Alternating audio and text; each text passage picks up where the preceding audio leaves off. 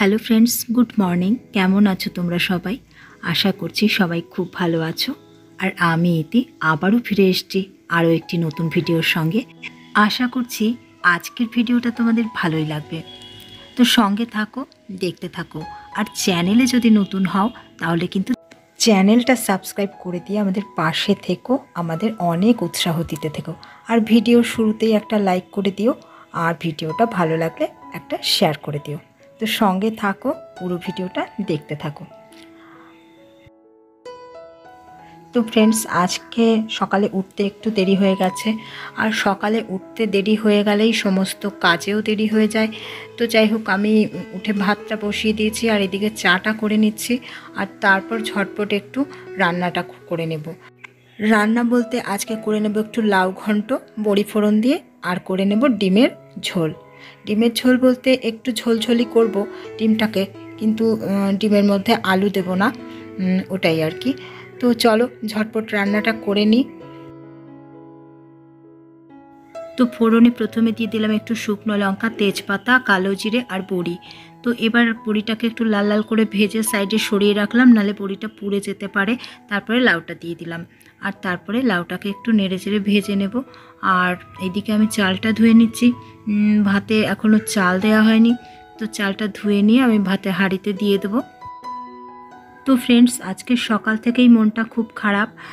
দিনটাই খুব খারাপ করে শুরু হলো। সকালে এসে ভিডিও শ্যুট করতে গিয়ে দেখলাম আমার ট্রাইপড স্ট্যান্ডটা ভেঙে গেল। তো এখানে কাছাকাছি কোথাও ট্রাইপড স্ট্যান্ডের দোকানও পাবো না। আর এই একটাই মাত্র স্ট্যান্ড আমার ভুতুর বাবা কলকাতা থেকে এনে দিয়েছিল। তো সেটা এইভাবে ভেঙে যাওয়াতে মনটা ভীষণ খারাপ হয়ে গেল। তো কী বলবো, কিছু কিছু দিন হয় এরকম যে সকালটাই খুব খারাপভাবে শুরু হয়, তারপর সারাটি দিন যে কি হবে সেটা তো বলাই থাকে না। তো যাই হোক, দেখি আজকের দিনটা আমার কীরকম যায়, কিভাবে কাটে, তোমাদের সঙ্গে শেয়ার করতে থাকবো। আর এইদিকে দেখো লাউ ঘন্ট কিন্তু হয়ে গেছে, আমি ধনেপাতা ছড়িয়ে দিয়েছি আর একটু নেড়েচেড়ে নামিয়ে নেব। আর এইদিকে আমি ডিমটাকে সেদ্ধ বসিয়ে দিলাম, আর তারপরে করে নেব ভুতুর বাবার জন্য দুটো রুটি।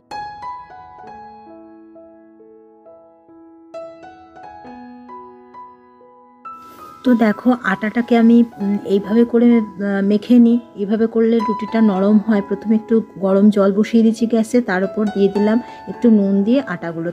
তারপর আটাগুলোকে একটু আমি চামচের পেছন দিকটা দিয়ে আমি ভালো করে নেড়ে তারপরে হাত দিয়ে কিন্তু মেখে নেব, কারণ গরম থাকে বলে এটাকে আমি কিন্তু চামচের পেছন দিকটা দিয়ে করে নিই। সামনের দিকটা দিয়েও করা যায়, কিন্তু পেছনের দিকটা দিয়ে বেশি সুবিধা হয় বলে। তো যাই হোক, এখন এই দিকে কিন্তু ডিমগুলোকে আমি সেদ্ধ করে নিয়েছি, আর সেগুলো এখন ছাড়িয়ে নেব। আর এই টাইমটা আমার প্রচুর ব্যস্ততা থাকে, ভীষণ ঝড়ের গতিতে রান্না করতে হয়। কারণ কি, 1 ঘন্টা 1.5 ঘন্টার মধ্যে রান্না কমপ্লিট করা খুব চাপের হয়ে যায়। আর তার মধ্যে ভুতুর বাবাকে একটা টিফিন বানিয়ে খাইয়ে পাঠানো। যদিও না করতে পারি, ও কিছু না খেয়েই পালিয়ে যাবে, বলবে আমি কিচ্ছু খাবো না, ছেড়ে দাও ছেড়ে দাও, ট্রেন ঢুকে যাবে। তো ও যদি না খেয়ে যায় কিছু, সারাদিন আমারও কিছু খাওয়া হবে না, আমারও মনটা খসখস করবে যে ও কিছু খেয়ে গেল না। তো আমারও কিছু খেতে ইচ্ছা করে না ও যখন না খেয়ে চলে যায়। তো এটা তো বুঝতে পারে না, ও চলে যায় না খেয়ে, মাঝে মাঝে ওরকম করে, কোনো রকম একটু মুখে দিল, ফেলে টেলে দিয়ে চলে গেল, এরকম করে। তো যাই হোক, এদিকে আমার ডিম ছোলা হয়ে গেছে, আর এদিকে আমি কিন্তু ডিমটা এখন ভেজে নিয়ে করেও নেব, কারণ অনেকটাই দেরি হয়ে গেছে। আর আটার কথা বলছিলাম, আটাটা হচ্ছে ওভাবে মেখে নিলে রুটিটা খুব নরম হয়। প্রথম দিকে আমি রুটি একদম বানাতে পারতাম না, আর যখনই রুটি বানাতাম যারাই রুটিটা খেত তাদের প্রচণ্ড কষ্ট হতো, আমি সেটা নিজেই বুঝতে পারতাম যে রুটিটা কি সাংঘাতিক রুটি হয়েছে। তো যাই হোক, আমার শ্বশুরবাড়িতে শ্বশুর শাশুড়ি কিন্তু রাত্রিবেলায় রুটি খায়, মাঝে মাঝে সকালেও টিফিনে রুটি খায়, কিন্তু রাত্রিবেলায় মাস্ট রুটি খায় ওরা। তো আমি যখন যখন যাই তখন ওদের জন্য যে 2-4টে রুটি বানাতাম, সেই রুটিগুলো প্রচণ্ড শক্ত হয়ে যেত, আর শাশুড়ি শ্বশুরের কিন্তু খেতে খুব কষ্ট হতো। শ্বশুরমশাই যদিও কিছু বলতো না, কিন্তু শাশুড়ি বলতো থাক থাক, আমি রুটিটা করে নেব, তুমি আটাটা মেখে নাও।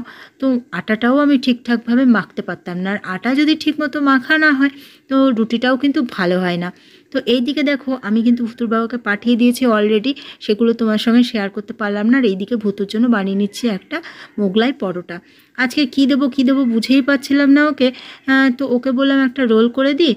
ও বলছে না রোল নেব না, চামচ দিয়ে খাওয়া যায় এমন কিছু দাও। তো আমি ভাবলাম ঠিক আছে তাহলে ময়দা দিয়ে বানাবো না, একটু আটা দিয়েই মোগলাই পরোটাটা বানিয়ে দিই, যেটা ও চামচ দিয়ে খেতেও পারবে পিস পিস করে কেটে দিলে। তো যাই হোক ওর জন্য এটা বানিয়ে নিলাম, আর এটা কিন্তু একদম কমপ্লিট হয়ে গেছে। এখন এটাকে একটু টুকরো টুকরো করে কেটে নেবো, আর তারপরে ওকে খাইয়ে দাইয়ে রেডি করে নিয়ে কিন্তু দুম করে বেরিয়ে পড়বো স্কুলের জন্য।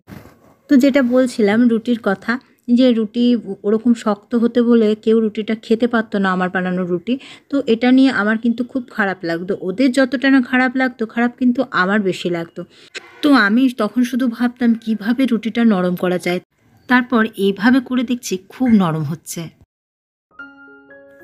তো ফ্রেন্ডস, ভুতুকে স্কুলে ছেড়ে দিয়ে এসেছি, আর এসে পরে দেখো এই যে এখন ডিমের ইয়েটা নিয়ে বসেছি, কারণ ভুতুর বাবা ডিমটা নিয়ে এসছে গতকালকে, সেই ডিম আমি ঢোকাতে পারিনি এখনও পর্যন্ত। এই বাস্কেটের মধ্যে ঢুকিয়ে ফ্রিজে ঢুকিয়ে দেবো, তাহলে ডিমগুলো অনেক দিন পর্যন্ত ভালো থাকবে। কারণ কি সারা সপ্তাহের ডিম এখানে, মাঝে মাঝে ডিম খাওয়া হয়, মাঝে মাঝে সয়াবিন এটা ওটা করে খাওয়া হয় আর কি। তো আমাদের সপ্তাহের বাজার তো একসঙ্গেই করা হয়, তো সেই কারণে আর কি ডিমগুলো এখন একটু গুছিয়ে রাখবো। আর ভুতুকে যখন নিয়ে গেছি স্কুলে তখন আর তোমাদের সঙ্গে তখনটা শেয়ার করিনি, কারণ ওর স্কুলের রাস্তা সবসময়ই তোমাদের সঙ্গে শেয়ার আমি করেছি, তোমরা চেনো জানো। তো যাই হোক, এখন এই কাজগুলো গুছিয়ে নিই, তারপরে আবার মুড়ি আছে, সেই মুড়িগুলো আবার ড্রামে ঢোকাতে হবে। তো চলো সঙ্গে থাকো, দেখতে থাকো। তো ফ্রেন্ডস, ফিরে এলাম আবারও, এখন বাজে 4:10, আর ভুতুকে নিয়ে বাড়ির থেকে ফিরছি। এখন আমরা দাঁড়িয়ে আছি, গেট পড়ে গেছে রেল লাইনের কাজটাতে, আর গেট তো পড়েই যায়, এটা সব সময় তোমরা জানোই, তোমাদেরকে বলেই রেখেছি আগেও। তো দেখো ওই লোকটা ওইখানে বসে বসে কখন থেকে যেন ঘুমোচ্ছে। তো আমি ভুতুকে বলছি দেখো ওইভাবে করে কেউ ঘুমোতে পারে, লোকটা ওইখানে বসে বসে শুধু ঘুমোচ্ছে, দেখো ওইভাবে করে বসে আছে। তো কী যে হয়েছে লোকটার কিছুই বুঝতে পারছি না। আমরা টোটোতে বসে শুধু দেখছি লোকটা অমনি করে বসে আছে। তো আমি ভুতুকে বলছি, ভুতু দেখিস উনি কিন্তু হঠাৎ করে পড়ে যেতে পারে, উনি যে এইভাবে ঘুমোচ্ছে। তো ভুতু বলছে কি জানি, বসেই আছে। বলছে ওরকম করে বসে কেন আছে, বাড়ি নেই, ঘুমোতে পারছে না বাড়ি গিয়ে। তো ও বাচ্চা, ওর মতো পড়ে যাচ্ছে। তো আমি কিন্তু ক্যামেরাটা তাক করেই রেখেছিলাম ওনার দিকে, যে কি হয় ওনার, দেখি কি করে উনি। ওনার প্রত্যেকটা মুহূর্তকে আমি না ক্যাচ করছিলাম, যে ওনার যে কোনো মুহূর্তে কিছু হতে পারে। তো দেখো অবস্থাটা সত্যি, যেটা ভাবলাম সেটাই হলো। লোকটা এমন সাংঘাতিকভাবে পড়লো, তো ওনার পিঠে তো প্রচণ্ডই লেগেছে, সেটা তো আর বলতে হবে না। ওনার কতটা লেগেছে সেটা উনি নিজেই জানে। এইভাবে করে পড়লো ঘুমোতে ঘুমোতে। তো জানি না আমার ভাবনাগুলো কেন সবসময় সত্যি হয়ে যায়, আমি যেটাই ভেবে রাখি সেটাই সত্যি হয়ে যায়। তো দেখো লোকটা এখন উঠে একটুখানি দাঁড়ালো। যাই হোক, লোকটার তেমন কিছু হয়নি, এটাই যা রক্ষে।